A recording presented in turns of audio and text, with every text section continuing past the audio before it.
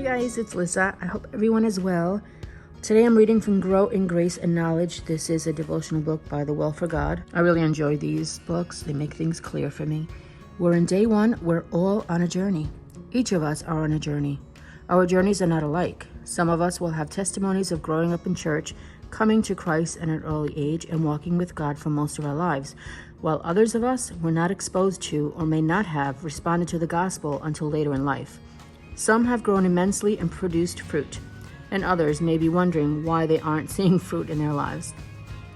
Some may not even know how fruit is produced or what spiritual fruit is. Some of you reading this may still be in the process of learning about Christ and haven't yet repented and believed in Jesus Christ for salvation. But no matter where we are, we would be wise to remember that every single person is either where we once were, where we are, or where we will one day be. And we are where we are simply by the grace of God. We all need Jesus. When we see our growth as His grace in our lives, we are much more graceful with and towards others in their journey. No one gets it right all the time, not even the most seasoned saint.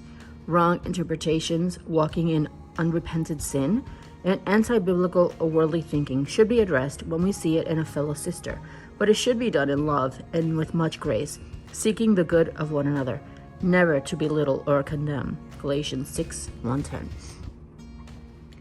Likewise, when we find ourselves on the receiving end of correction or convicting, teaching, we should be humble and graceful in obedience rather than defensive and rude. Proverbs 12:15. When we belong to Christ, we will grow in His likeness. We call this process sanctification, and we most glorify Christ when we fully submit to His will. Again, none of us do it perfectly, and none of us have room for boasting in anyone except Christ. 1 Corinthians 1:26-31.